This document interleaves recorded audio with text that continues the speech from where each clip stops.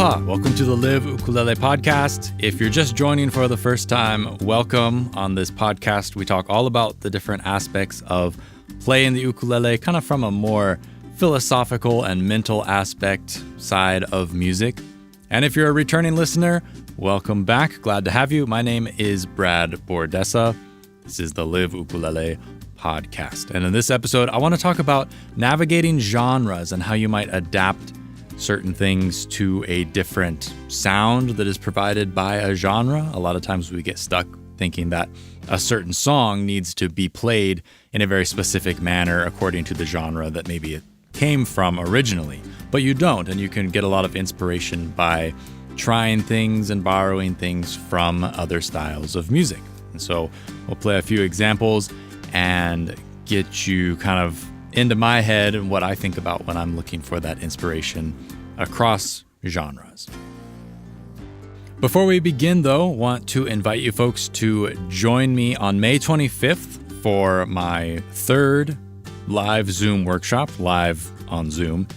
And we're going to be talking about how to change chords easier. If you're kind of a beginner player and you have a hard time moving between chord changes and you get a little bit stuck feeling like you can't get from one chord to the next easily, going to try and address some of the sticking points and some ways to kind of advance along beyond them and to be able to play a little bit more smoothly as you connect the dots between the chords. Got a few exercises in mind, and we'll look at some helpful mental devices that will get your fingers knowing where to go a little bit easier. So that's at 10 a.m. Hawaii Standard Time, May 25th. If you're inclined to register, you can go to livukulele.com/store. Just look right at the top of the page. There's a big card for the workshop. Hope to see you there. The past few have been wonderful, and I'm looking forward to continuing the trend with this one. I have also initiated a supporting membership for LivUkulele.com. If you enjoy the podcast or any of the other free content that I create and you want to support what I do monthly, it helps to give me a little bit of breathing room so that I can take the time that is required to create high-quality ukulele educational content and turn that around and bring it to you folks. Your support is greatly appreciated. You can check that out in the podcast description.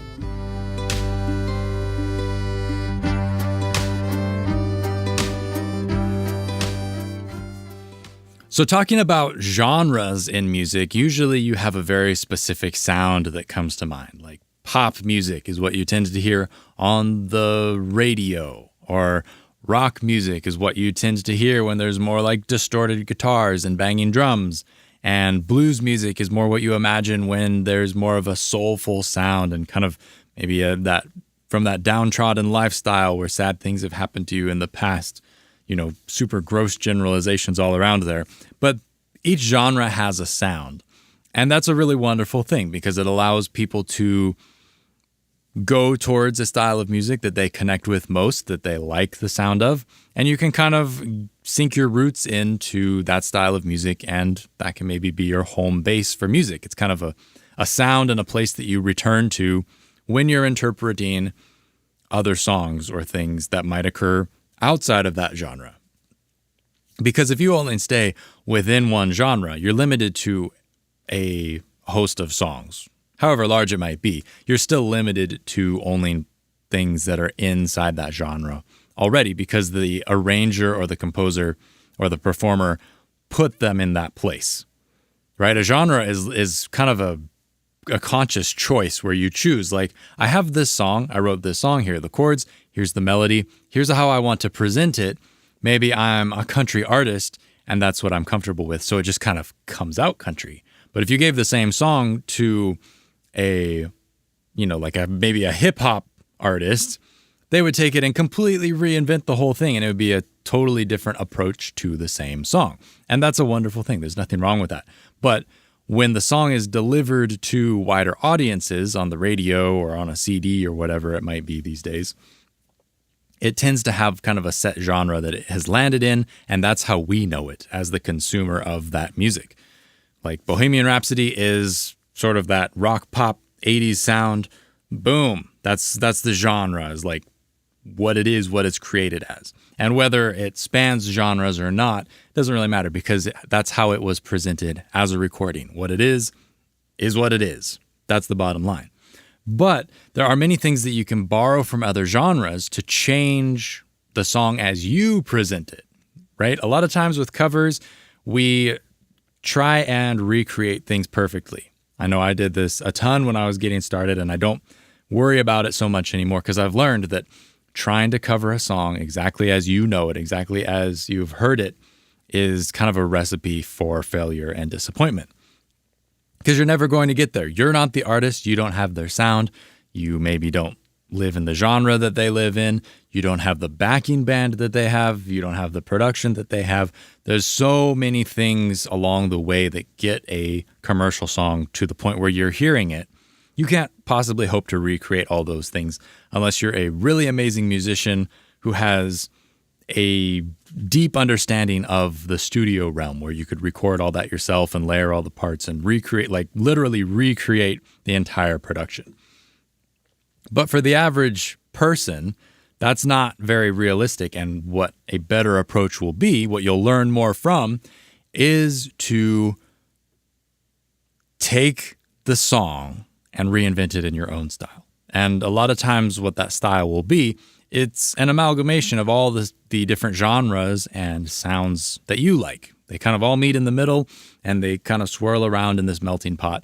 And what comes out when you play is going to be like your custom genre. We kind of, usually you call it style, but in a way you could think of it as just a mix of genres that creates a new genre.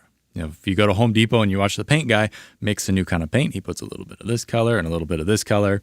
There's no like, if you want to go to the paint section and buy like a very special kind of green with some nice marketing name on it, you know, maybe Forest Needles Green or whatever it might be.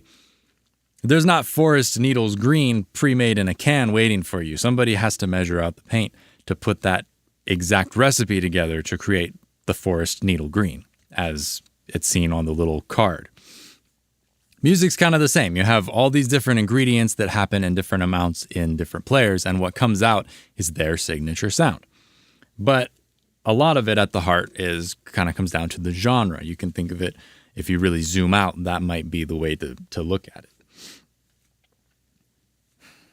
But a lot of times what you're going to try and do is you present the song in your own style, and a lot of folks don't know what that style is for them.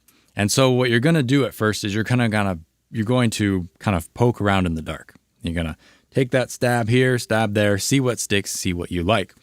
And I think a nice way to do this and a nice way to try out some things that might or might not work, you have to kind of feel it out and see, is to borrow from other genres, okay? And so I thought this could be a little bit more of a practical example podcast because this is all stuff that I can just kind of demonstrate for you right on the fly, okay? And I have no idea what I'm going to choose. Let's see. All right, so as an example, I'm going to play All Along the Watchtower by Bob Dylan. It was redone by Jimi Hendrix. Most people know the Hendrix version. Great tune.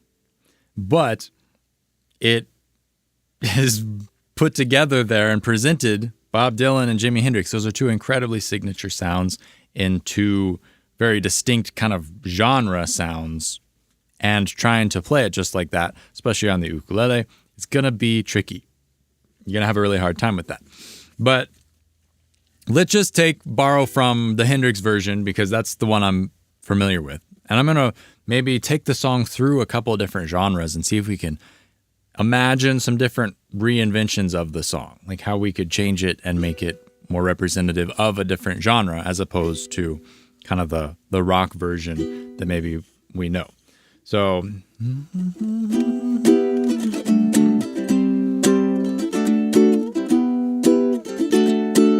maybe that's like the Hendrix kind of thing. There must be some kind of way out of here, said the Joker to the thief. There's too much confusion, I can't get no relief. Businessmen, they drink my wine, plowmen dig my earth. None will level on the line. Nobody of it is worth, yeah. Right? That's kind of like the presentation that a lot of us know from Jimi Hendrix. But it's a very simple song. It's only the 3 chords that repeat. Just in this case, I'm playing E minor, D, C, and D, and it's just all about remembering the words. It's the main trick to pulling this song off. But there's a million ways that you could play that outside of kind of a rock feel. So right off the bat, what if we were to take it and make it more of a jazzy kind of a thing? Like how would Frank Sinatra sing that song? You know, maybe more like swing big band kind of a thing. You can take a moment and just sit and think like, okay, so if Frank Sinatra got his hands on that song, how would he do it? It's probably not like Jimmy would do it, probably quite different.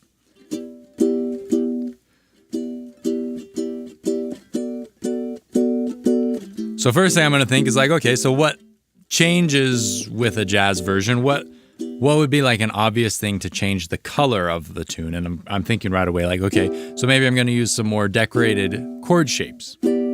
So instead of the plain E minor, maybe I'm playing E minor 7, D6, C6, D6, that kind of a thing, instead of just the plain triad chords.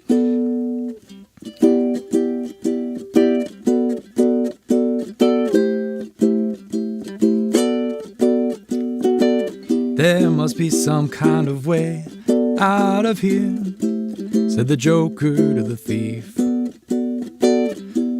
There's too much confusion, I can't get no relief. Businessmen, they drink my wine, plowmen dig my earth. None will level on the line, nobody of it is worth, yeah. Completely different kind of a thing. And I'm changing the melody a little bit, which technically I don't know if, within the context of what's happening, I can get away with it because it's still recognizably that song. But when you're changing the melody, you do want to be careful that you don't move it enough that it becomes unrecognizable, especially if you're doing things like an instrumental where you don't also have the lyrical content to help explain what the song is.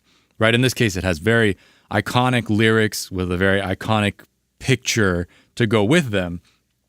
That helps carry and fill in the gaps, even though I'm not singing it exactly as it was written. Okay? So that's jazz. We've borrowed kind of a jazz interpretation to meet the rock thing, and now it's completely different. What if I was to make it a reggae song, right? This is classic. Grew up in Hawaii, gotta play the reggae one.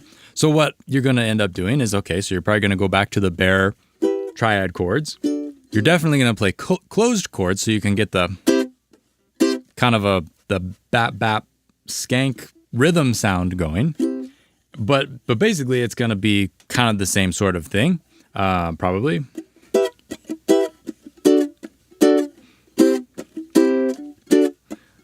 There must be some kind of way out of here, said the joker to the thief. There's too much confusion, I can't get no relief. Businessmen, they drink my wine, plowmen dig my earth. None will level on the line, nobody of it is worth, yeah, yeah, yeah. Okay, and the ukulele part is changing once again dramatically, but I'm also changing how I'm singing it, kind of the phrasing of the words. And I know I've talked about phrasing before here on the podcast, but it's a really super duper important part of music, because if you don't have phrasing or you can't change things and adjust things, you're going to have a really hard time fitting into different situations like that. You have to kind of imagine it in that different vein, and the phrasing can come along and follow that. So that would be reggae. While we're on the train, maybe we try a country one. This is probably going to be a little bit more maybe in the vein of what Bob Dylan might have put out a long time ago. But if we were to imagine a country kind of thing,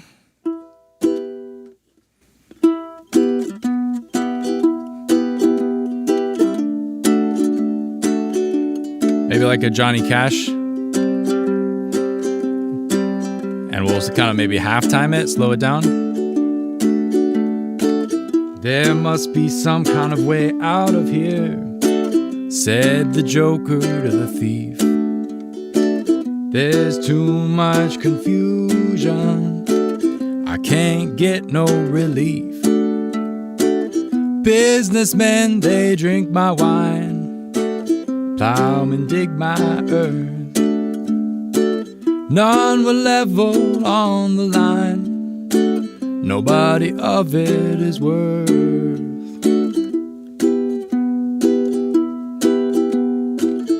And I apologize, I'm not a country player. If there's any genre that's kind of furthest away from my wheelhouse, it's probably country. But even though I did a poor ripoff sound of Johnny Cash, it got me inspiration towards something new, which is the whole goal here. The goal isn't to show, to play the song in 12 different genres. That's not the idea. The idea is to find an inspiration to bring you closer to an original sound that you like. Something that, you can borrow from this and borrow from that, and you mix your paints and you have this new recipe and you can present the song in that manner. And it's going to be a new kind of a thing for the song and then how you present the song, right? Not just an exercise. We're just trying to get inspiration. And if you maybe try one genre and it kind of doesn't work, you're kind of like, I don't think that really works. You go to another genre and you try a different genre until something kind of sticks. It doesn't have to stick all the way. Maybe you decide that I kind of like the reggae bob, but I don't want it to be really bang, bang rhythm. Maybe I just want that. I want to emphasize that part of the strum where I'm hitting the 2 and the 4 and really hammering on those chord changes, but I'm incorporating it with a different kind of a feel so that it's not just strictly straight reggae. There's a million ways to kind of meet in the middle and find these different interpretations, okay? So now what I will do is I will share the song as I play it, as I have kind of envisioned it over the years and brought it to life. I will say that if I can toot my own horn for a sec, that this is one of the better interpretations of a cover song that I've done. I think mostly because it's very original. It's a very far departure from the original song that I grew up listening to, which is, All Along the Watchtower from Forrest Gump, right? It's that's where a lot of people know the song from. But this is very different. I intentionally went a completely different direction with it. And it was one of those moments where I don't think I can really even take credit for figuring it out because it just sort of fell in my lap and happened. It's just no, what if I do this? Perfect. It just was one of those kind of things. But anyways, this is how it is. And I've changed it so that it's more like a folky, rolling kind of approach, almost like even kind of a Celtic sort of thing. And I put a little riff to go with it, and the riff is kind of what informs the feel.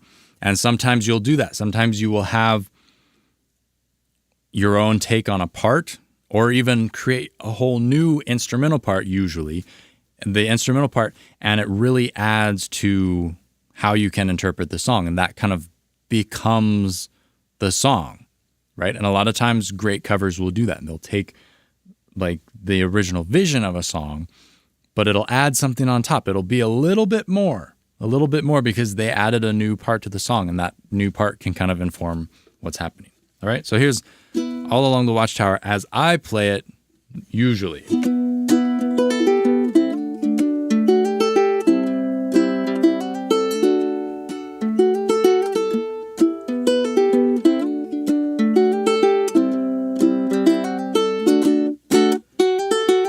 There must be some kind of way out of here, said the joker to the thief. There's too much confusion, I can't get no relief. Businessmen, they drink my wine, plowmen dig my earth. None will level on the line, nobody of it is worth, yeah.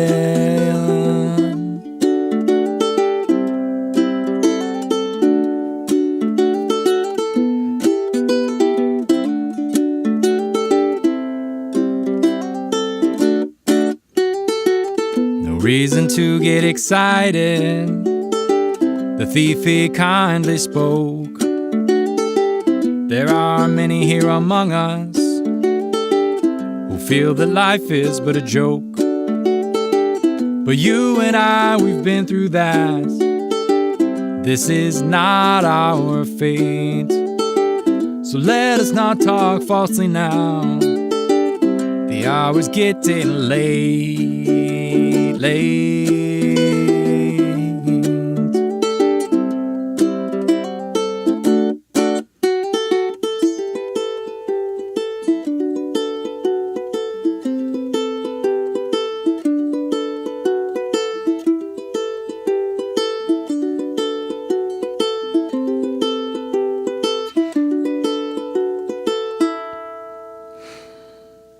All along the watchtower, the princess held the view, while all the other women came and went, barefoot servants too. Outside in the distance, a wild cat did growl. Two riders were approaching. The wind began to howl.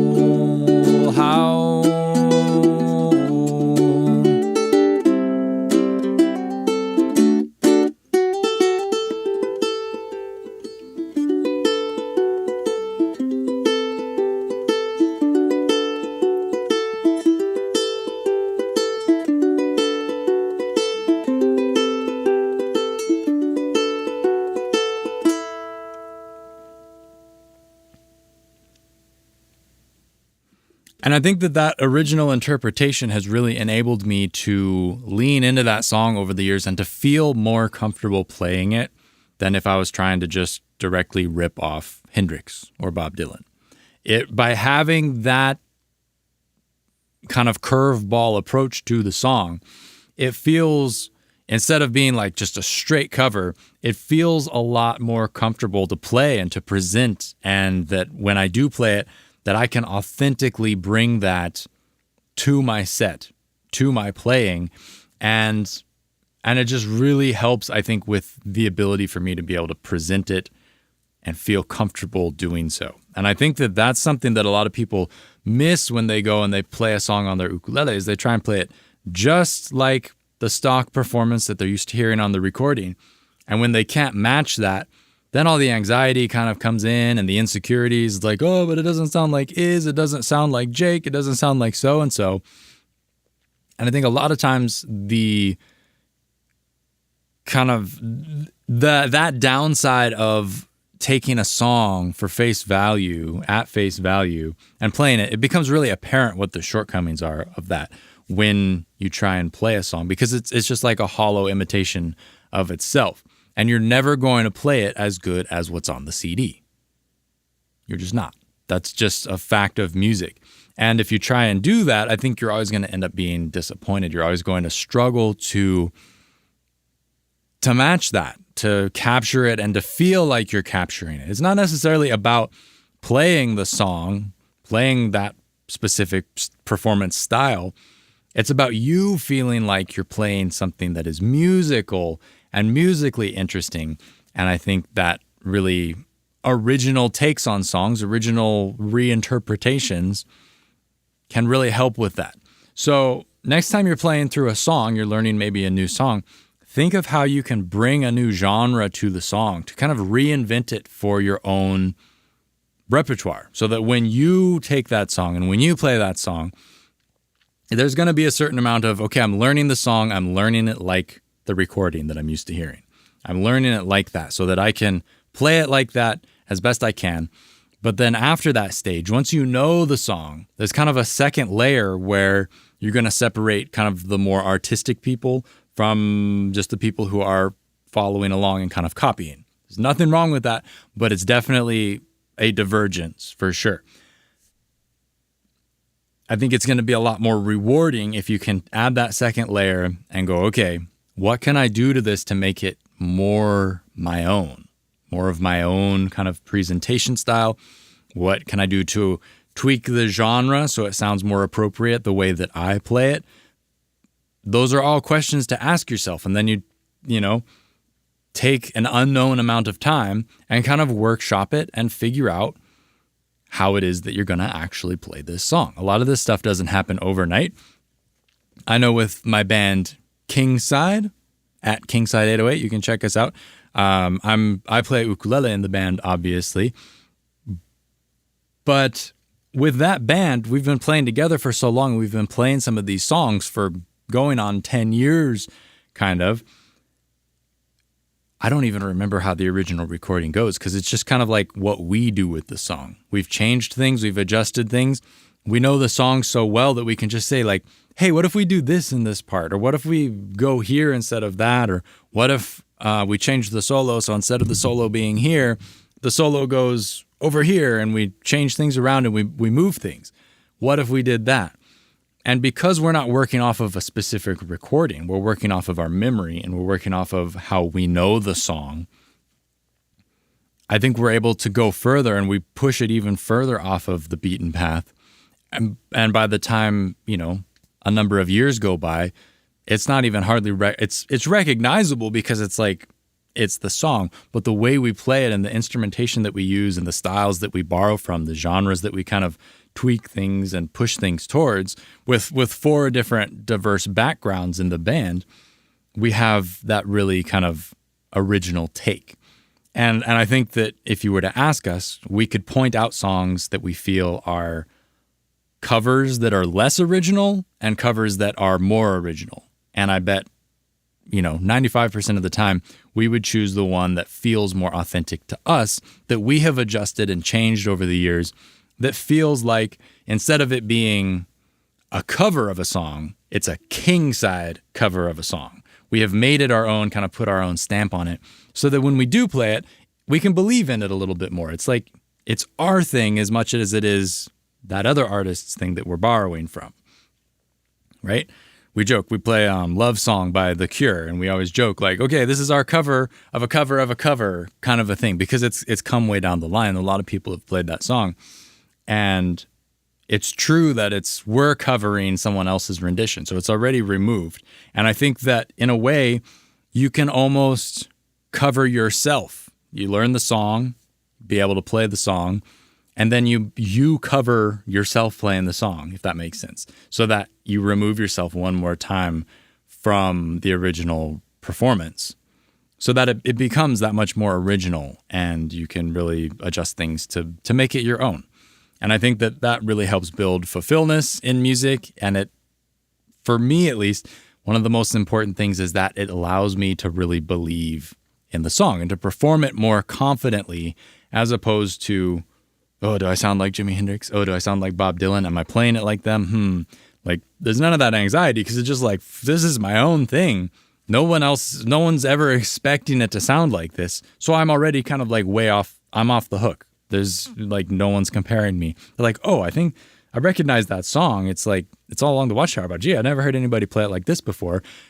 They're listening to my rendition because they're interested in what I'm going to do with it, not necessarily because they like the song, because it doesn't sound anything like the CD that they have of, you know, the original Hendrix recording or the Forrest Gump soundtrack or wherever they know that song from. It's its own kind of thing, and that takes a lot of the pressure off and brings a lot of joy back to the music, I think, as a performer. So yeah, borrow from genres, experiment with genres, bring them into songs that you already play. Just because you know a song already, you're comfortable with playing it in a certain style, doesn't mean that that's the way the song has to be forever. You can change it. Even if you've been playing a song for 10 years, you can take that song and reinvent it. And you might find even more joy in that song because it becomes new again, it becomes interesting, and it becomes interesting in the sense that your perception of the song changes completely. It's like a brand new song. So experiment with that, play around with it, and see what you can come up with. I think there's a lot of gold to be found just in this one simple change of just like paying attention to genres and seeing what you can adapt from one to your song, whatever song you're working on at the time.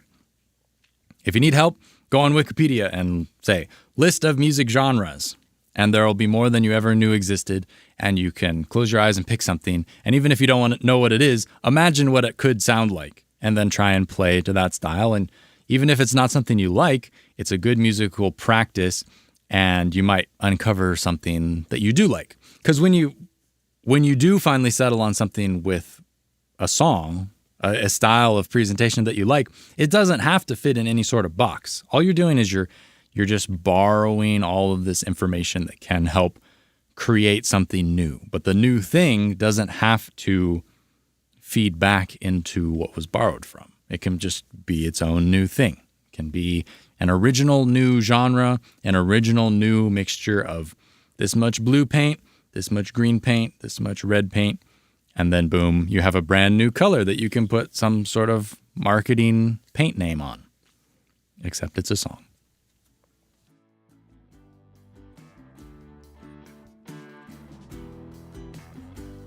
All right, thanks so much for tuning in. Hopefully you had a fun time listening to some of those different style interpretations that I did, and hopefully it gives you some ideas to explore with your own music. Try it out. Try and borrow some things. Think of your favorite 5 genres and just start there, and you can build in complexity if you need to. But really, you're just looking for inspiration. And if you find the inspiration right away, you don't need anything else. That's great. Just, know when to say it's done. But thanks for tuning in. Once again, I would love to see you on May 25th, 10 a.m. Hawaii Standard Time, for a Zoom workshop. We're going to be talking about making easier chord changes. So if you are a beginner player, you know a few chord changes, but you have a hard time moving through them, then we'll talk about different techniques you can use to increase your confidence in getting between the chords, how to make your fingers get used to kind of doing smart things and making good choices, so that as you go on to the next chord and the next chord and the next chord, you're setting yourself up to make good physical movements, along with understanding mentally what it is you're going to be moving towards next.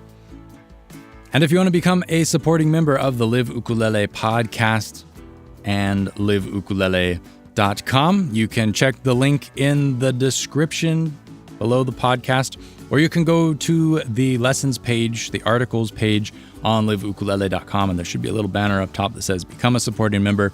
Click on that, choose your monthly contribution, and it'll just work automatically from there. Thank you so much for the support. Hope to catch you next time here on the Live Ukulele podcast. These are published the first and third Saturdays of each month. Should have some good interviews coming up. Probably not next episode, but the following episodes, hopefully, we'll have some great guests, some great, well-known, renowned guests, even. Hopefully they all work out. I have big dreams, but we'll see what happens. You'll just have to tune in next time. If you like what you hear, please subscribe. Tell your friends, tell your family, tell your dog, and I'll catch you next time. Be well out there. Hui ho.